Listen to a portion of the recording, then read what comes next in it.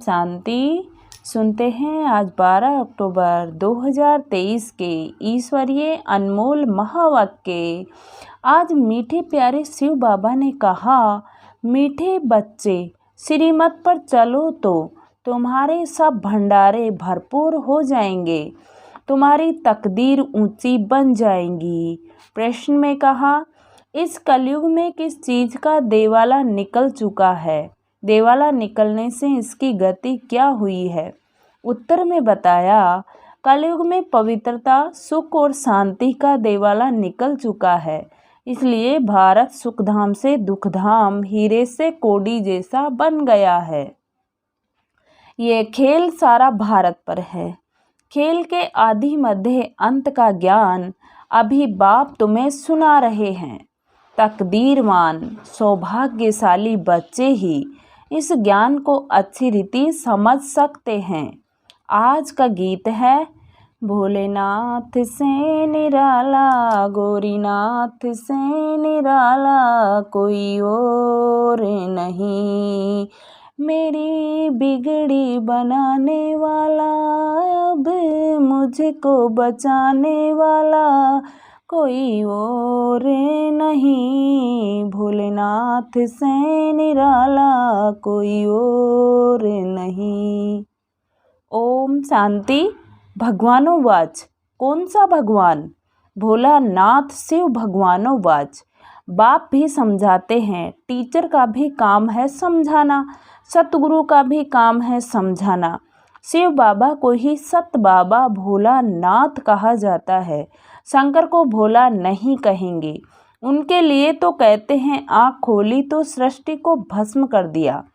भोला भंडारी शिव को कहते हैं, अर्थात भंडारा भरपूर करने वाला।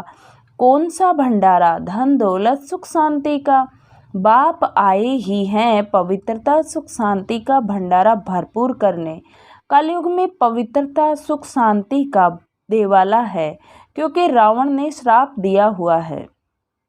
सब शोक वाटिका में रोते पीटते रहते हैं।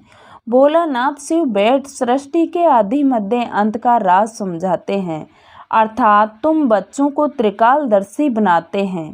ड्रामा को तो और कोई जानते ही नहीं। माया ने बिल्कुल ही बेसमझ बना दिया है। भारत का ही यह हार जीत का दुख सुख का नाटक है। भारत हीरे जैसा सोलवेंट था, अब कौड़ी जैसा इंसॉल्वेंट है। भारत सुख धाम था, अब दुख धाम है। भारत हेवन था, अब हेल है। हेल से फिर हेवन कैसे बनता है? उसके आदि मध्य अंत का ज्ञान सिवाय ज्ञान सागर के कोई समझा न सके। ये भी बुद्धि में निश्चय होना चाहिए। निश्चय उनको होता है जिनकी तकदीर खुलनी होती है, जो सौभाग्यशाली बनने वाले हैं। दुर्भाग्यशाली तो सब ही हैं। दुर्भाग्यशाली माना तकदीर बिगड़ी हुई है, भ्रष्टाचारी हैं। बाप आकर श्रेष्ठाचारी बनाते हैं, परंतु उस बाप को भी कोई मुश्किल समझ सकते हैं, क्योंकि उनको देह नहीं है। सुप्रीम आत्मा बाप बात करती है, पावन आत्माएं होती है ही सतयुग में। कलयुग में सब पतित हैं। अनेक मनोकामनाएं लेकर जगदम्बा के पास जाते हैं, जानते कुछ भी नहीं। फिर भी बाप कहते हैं, जो जिस जिस भावना से पूजा करते हैं, तो उनको अल्पकाल क्षण भंगुर के लिए फल दे देता हूँ। जड़ मूर्ति कभी उनका फल नहीं दे सकती। फल देने वाला, अल्पकाल सुख देने वाला मैं ही हूँ, और बेहद के सुख का दाता भी मैं ही हूँ। मैं दुख दाता नहीं हूँ, मैं तो दुख हरता सुख करता हूँ। तुम आए हो दुख धाम में स्वर्ग का वर्षा पाने, इसमें परहेज बहुत है। बाप समझाते हैं, आदि में है सुख, फिर मध्य में भक्ति मार्ग और शुरू होता है, तो सुख पूरा हो दुख शुरू होता है। फिर देवी देवता वाम मार्ग में, विकारी मार्ग में गिर पड़ते हैं, जहाँ से ही फिर भक्ति शुरू होती है। तो आदि में सुख, मध्य में दुख शुरू होता है, अंत में तो महान दुख है। बाप कहते हैं अब सर्व का शांति सुख का दाता मैं हूँ, तुमको दुख सुख धाम में चलने के लिए तैयार कर रहा हूँ। बाकी सब हिसाब किताब चुकतू कर शांति धाम में चले जाएंगे। सजाएं तो बहुत खाएंगे, ट्रिब्यूनल बैठती है। बाबा ने समझाया, काशी में भी बलि चढ़ते थे, काशी कलवट करते हैं ना। अब काशी में है शिव का मंदिर, वहाँ भक्ति मार्ग में शिव बाबा की याद में रहते हैं। कहते हैं बस अब आपके पास आऊं। बहुत रो रो कर शिव पर बलि चढ़ते हैं तो अल्पकाल क्षण भंगुर थोड़ा फल मिल जाता है। यहाँ तुम बलि चढ़ते हो अर्थात जीते जी शिव बाबा के बनते हो। 21 जन्म का वर्षा पाने लिए जीव घात की बात नहीं, जीते जी बाबा में आपका हूँ। यह तो शिव पर बलि चढ़ते हैं, मर जाते हैं, समझते हैं हम शिव बाबा का बन जाऊंगा, परंतु बनते नहीं हैं। यहाँ तो जीते जी बाप का बने, गोद में आए, फिर बाप की मत पर चलना पड़े, तब ही श्रेष्ठ देवता बन सकते हैं। तुम अब बन रहे हो, कल्प कल्प तुम ये पुरुषार्थ करते आए हो, ये कोई नई बात नहीं है। आगे फिर बाबा ने कहा, दुनिया पुरानी होती है फिर जरूर नई चाहिए ना। भारत नया सुखधाम था, अब पुराना दुखधाम है। मनुष्य इतने पत्थर बुद्धि हैं जो यह नहीं समझते कि सृष्टि एक ही है, वह सिर्फ नई और पुरानी होती है। माया ने बुद्धि को ताला लगाया, बिल्कुल ही तुच्छ बुद्धि बना दिया है। इसलिए ऑक्यूपेशन जानने बगैर ही देवताओं की पूजा करते रहते हैं। इसको ब्लाइंड फेथ कहा जाता है। देवियों की पूजा में करोड़ों रुपया खर्च करते हैं, उनकी पूजा कर खिला पिला कर फिर समुद्र में डुबो देते हैं। तो यह गुड़ियों की पूजा हुई ना, इससे क्या फ़ायदा।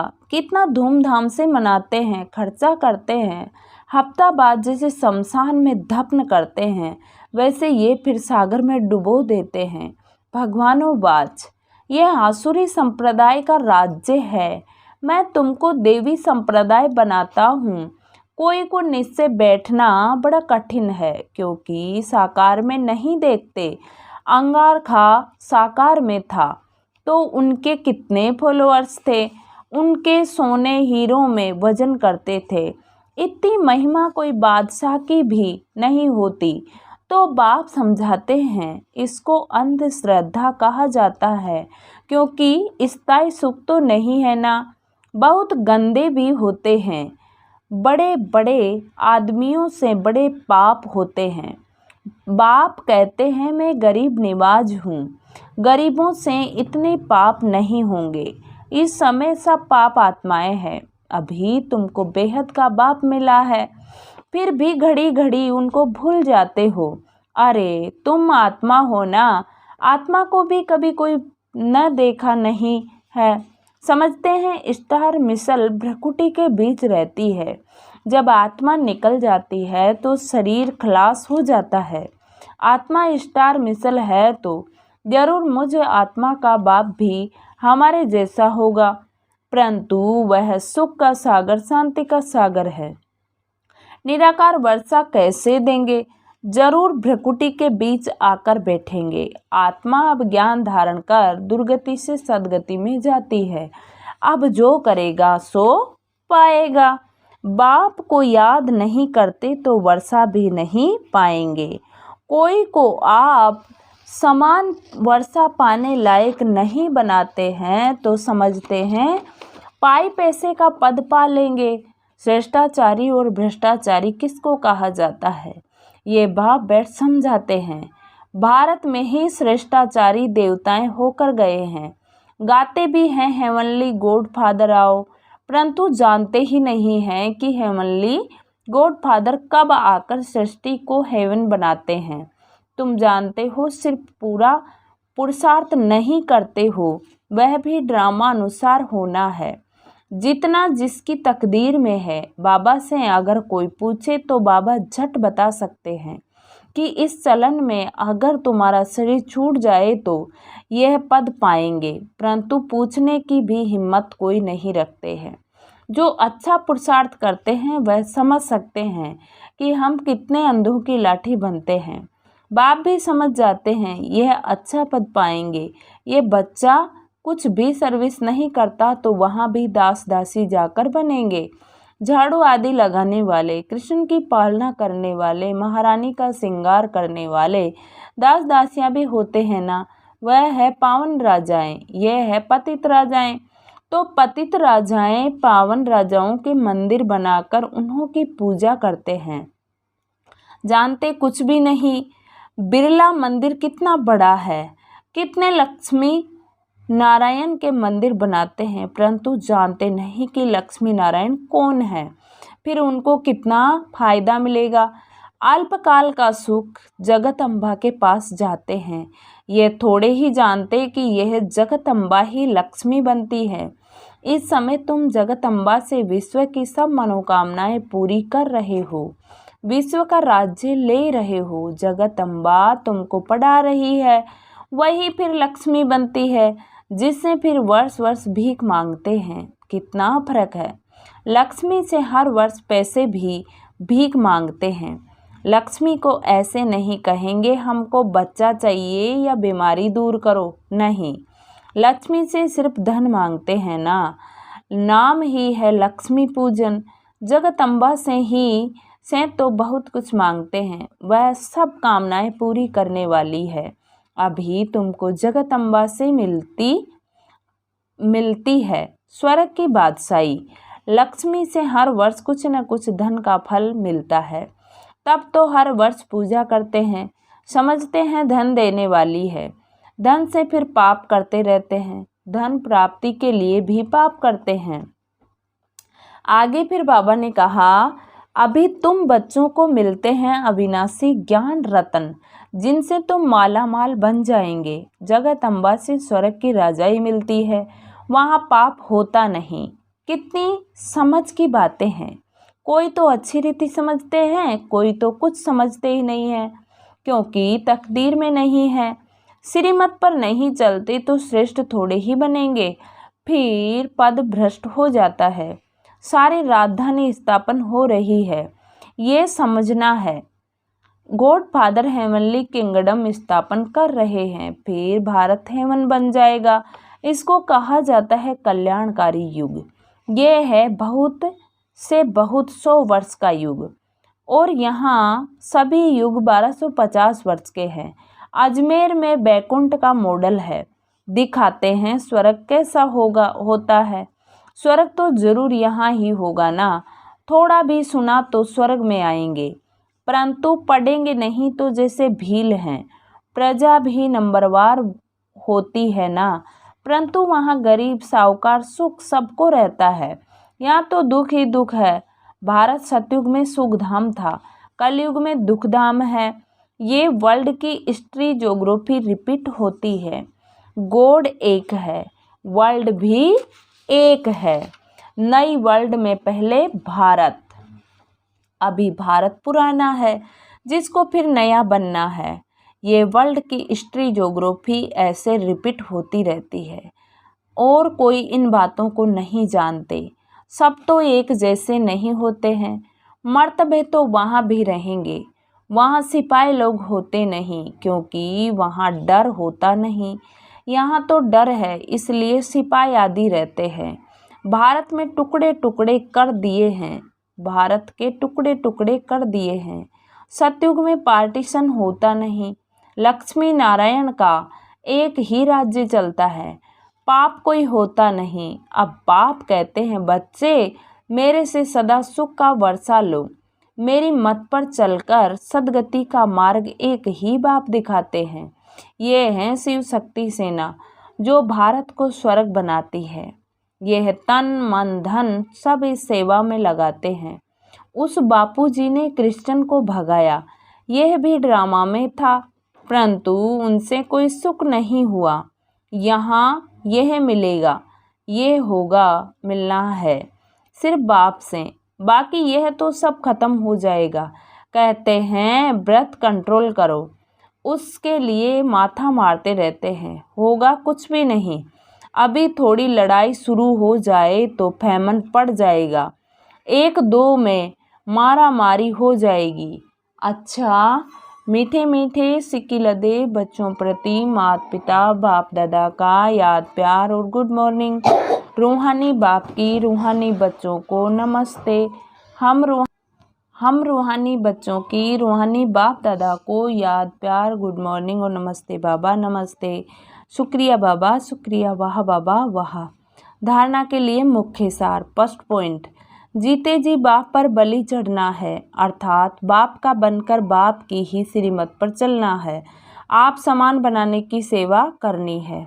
सेकंड पॉइंट, अविनाशी ज्ञान रत्नों का दान कर जगदम्बा समान सर्व की मनोकामनाएं पूर्ण करने वाला बनना है। मीठे बाबा ने प्यारे बच्चों को वरदान दिया, सेवा में सदा सहयोगी बन सहज योग का वरदान प्राप्त करने वाले विशेषता संपन्न भव। सेवाओं में सदा सहयोगी बन सहज योग का वरदान प्राप्त करने वाले विशेषता संपन्न भव। ब्राह्मण जीवन विशेषता संपन्न जीवन है। ब्राह्मण बनना अर्थात सहज योगी भव का वरदान प्राप्त करना, यही सबसे पहला जन्म का वरदान है। इस वरदान को बुद्धि में सदा याद रखना, यह वरदान को जीवन में लाना, वरदान को कायम रखने की सहज विधि है। सर्व आत्माओं के प्रति वरदान को सेवा में लगाना, सेवा में सहज योगी बनना, सहयोगी बनना ही सहज योगी बनना है। तो इस वरदान को स्मृति में रख विशेषता संपन्न बनो। स्लोगन है, अपने मस्तक की मणि द्वारा स्वयं का स्वरूप और श्रेष्ठ मंजिल का साक्षात्कार कराना ही लाइट हाउस बनना है। अपने मस्तक की मणि द्वारा स्वयं का स्वरूप और श्रेष्ठ मंजिल का साक्षात्कार कराना ही लाइट हाउस बनना है। अच्छा, ओम शांति। अब कल तक के लिए आज की मुरली से सोमान लेंगे। मैं विशेषता संपन्न आत्मा हूँ, मैं विशेषता संपन्न आत्मा हूँ। ओम शांति, ओम शांति। शुक्रिया बाबा शुक्रिया।